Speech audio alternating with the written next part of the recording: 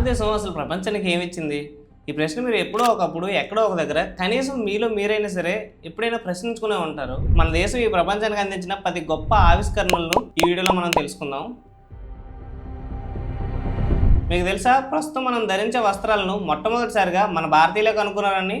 మొదట్లో అంటే 5000 సంవత్సరాల క్రితం మనుషులు బట్టలకు బదులుగా జంతువుల యొక్క చర్మాలను ధరించేవారు. ఈ విషయం మీ అందరికీ తెలిసిందే. మనుషులు ఆది మానవుల రూపం నుంచి రూపాంతరం చెందుతూ వచ్చారని. అలాంటప్పుడే మన భారతీయులకు ఒక సమస్య వచ్చి పడింది. సాధారణంగానే మన ఇండియాలో వాతావరణం అనేది చాలా వేడిగా ఉంటుంది. ఎస్పెషల్లీ సమ్మర్లో అయితే ఇంకా చెప్పాల్సిన అవసరం లేదు. ఆ వేడిని తట్టుకోవడానికి వీరికి చాలా కష్టంగా ఉండేది. దీనికి వాళ్ళకి చల్లని తేలికైన వస్త్రం కావాలని అర్థమైంది. ఆ ప్రాంతంలో సహజంగా పెరిగే పత్తి మొక్కల నుండి దాన్ని పీచుని సెపరేట్ చేసి దాని నుంచి దారం తయారు చేసి ఆ దారం నుంచి వస్త్రాలను తయారు చేశారు. మన దేశానికి 17 నుంచి 18వ శతాబ్దం మధ్యలో బ్రిటిషర్లు ఈస్ట్ ఇండియా కంపెనీ పేరు చెప్పుకొని వ్యాపారం పేరు చెప్పుకొని మన దేశాన్ని అయితే ఆక్రమించారు అండ్ మన దేశాన్ని పరిపాలించారు కూడా. అప్పుడు వీళ్ళు మన దేశంలో ఉన్న వస్త్రాలను చూసి ఆశ్చర్యపోయి ఈ వస్త్రాలని వాళ్ళ దేశానికి దిగుమతి చేసుకునేవారు. అక్కడ ప్రజలు మన ఇండియాలో చేనేతతో చేసిన వస్త్రాలను చూసి చాలా ఆశ్చర్యపోయారు. వాళ్ళు ఫ్యాక్టరీలో చేసే వస్త్రాల కంటే కూడా మన దేశంలో చేతితో చేసే వస్త్రాలకి అక్కడ డిమాండ్ చాలా పెరిగింది. ఎంత డిమాండ్ అంటే ఇంగ్లాండ్లో ఉన్న కంపెనీలన్నీ కూడా మూతపడే స్టేజ్కి వచ్చేసి అంతగా డిమాండ్ పెరిగిపోయింది మన ఇండియాలో చేసే వస్త్రాలకి. ఇక చేసేదేమీ లేక ఇంగ్లాండ్లోని కంపెనీస్ అన్నీ డిమాండ్ చేయగా అప్పుడు ఇంగ్లాండ్ ప్రభుత్వం మన ఇండియా నుంచి వచ్చే వస్త్రాలని అక్కడ కొనకూడదని అక్కడ అమ్మకూడదని బ్యాన్ చేసేసింది. అంటే మీరే అర్థం చేసుకోండి మన ఇండియా ఎంత మంచి క్వాలిటీ వస్త్రాలను మొట్టమొదటిసారిగా ప్రపంచానికి అందించింది అన్నది. ఆ తర్వాత బ్రిటిషర్లకి మన మీద పూర్తిగా ఆధీనం వచ్చేసరికి వాళ్ళు మన దేశంలో ఉన్న చేనేత వస్త్రాలని బ్యాన్ చేయడానికి ట్రై చేశారు. అండ్ ఈవెన్ వాళ్ళు మన దగ్గర నుంచి పత్తిని దిగుమతి చేసుకుని అక్కడ వస్త్రాలు తయారు చేసి అక్కడి నుంచి మళ్ళీ మన దేశానికి వస్త్రాలను ఎగుమతి చేసి మన దేశంలో అమ్మేవారు. వాటిని మాత్రమే కొనాలని ఫోర్స్ కూడా చేశారు. దీన్ని బట్టి అర్థం చేసుకోవాలి మనం ప్రపంచంలో వస్త్రధారణలో ఎంత ముందుండే వాళ్ళం అనేది. ప్రపంచంలోనే మొట్టమొదటి కొలమాన పరికరం అదే మెజరింగ్ స్కేల్ని కనుక్కున్నది కూడా మన భారతీయులే. శాస్త్రవేత్తలకు దొరికిన ఆధారాల ప్రకారం సింధు నాగరికత 4000 నుంచి 4500 సంవత్సరాల క్రితమే ఈ కొలమాన పరికరాన్ని యూజ్ చేశారని చెప్తూ ఉంటారు. సైంటిస్టులకు ఏనుగు దంతంతో చేసిన ఒక స్కేల్ దొరికింది. ఇది ప్రస్తుతం పాకిస్తాన్లో ఉన్న మొహంజో దారో అనే ప్రదేశంలో దొరికింది.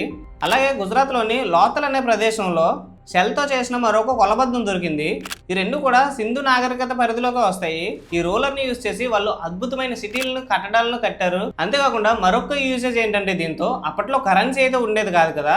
అప్పుడు మీరు వినే ఉంటారు చరిత్ర చదువుకునేటప్పుడు స్కూల్ టైంలో వస్తు మార్పిడి అనే ఒక పద్ధతి ఉండేది. సో ఎక్కువ తక్కువ అనేది కొలత కొలవడం కోసం ఒక కొలమానం అవసరమైంది.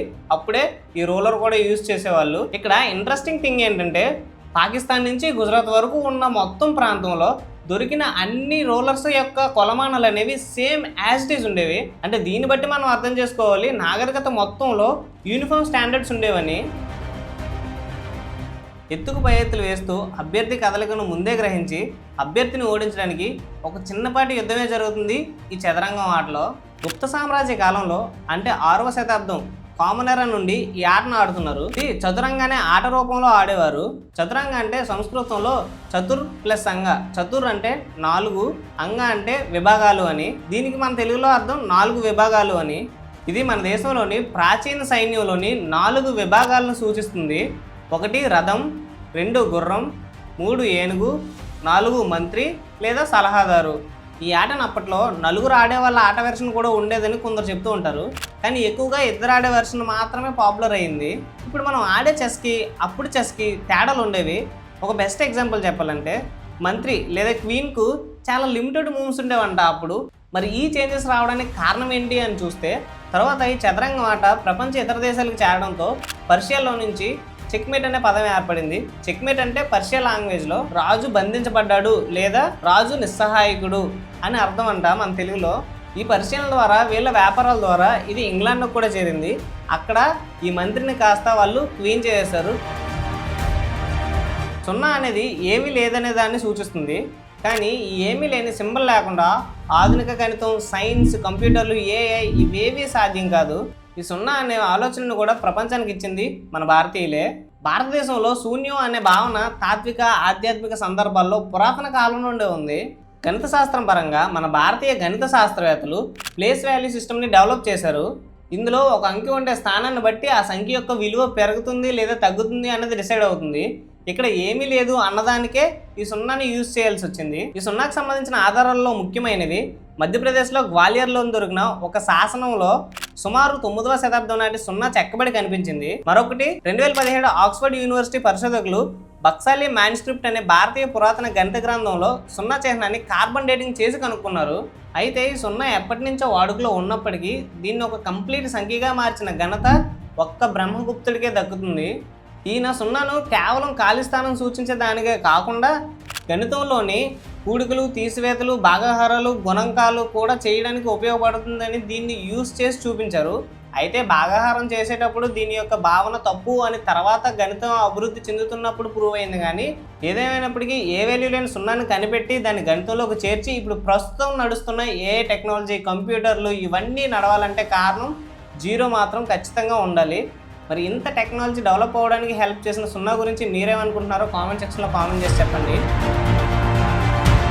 ప్రస్తుతం ప్రపంచంలోని అనేక రకాల శస్త్రచికిత్సా సూత్రాలకు బీజం వేసింది కూడా మన భారతీయుడే.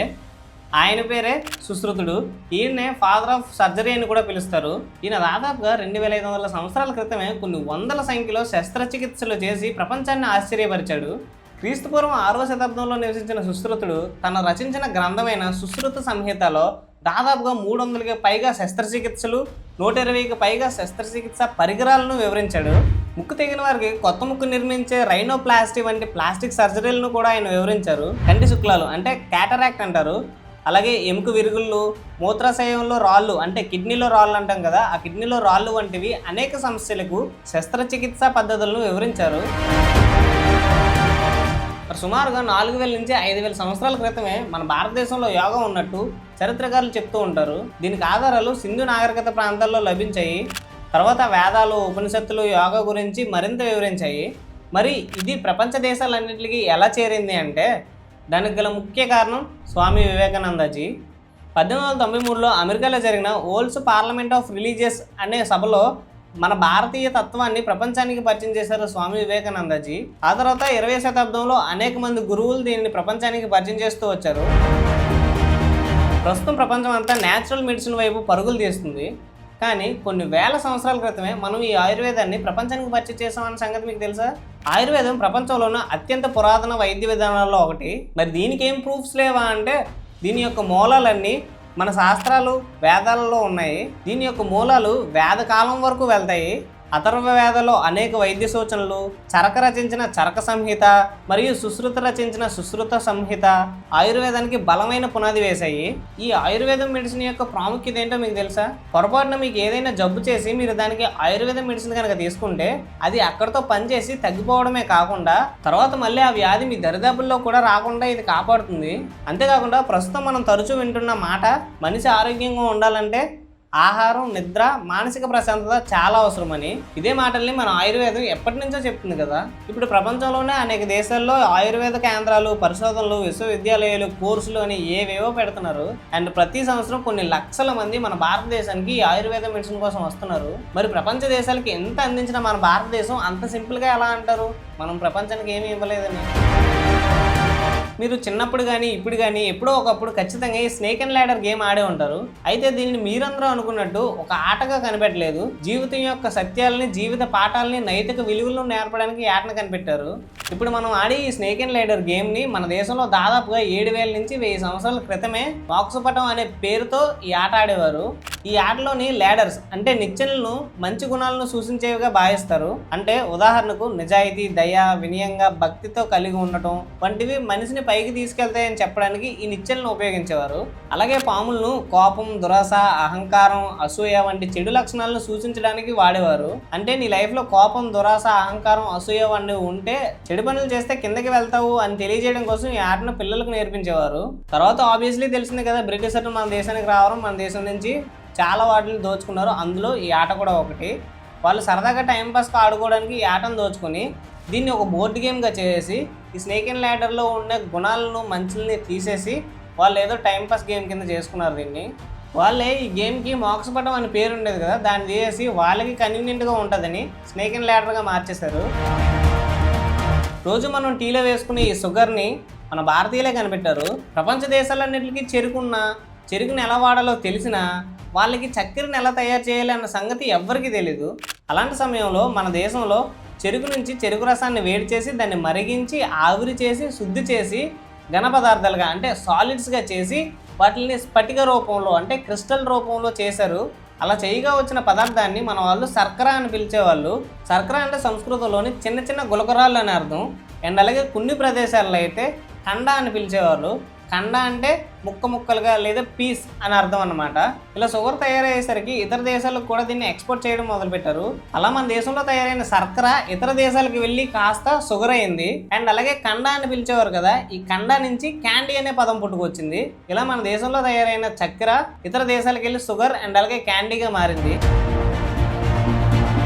1990లో కంప్యూటర్లకు ప్రింటర్, మౌస్, కీబోర్డ్, స్కానర్ వంటి పరికరాలను కలపడానికి వేరు పోర్ట్లు ఉండేవి. దీంతో కనెక్ట్ చేయడం చాలా కష్టమయ్యేది.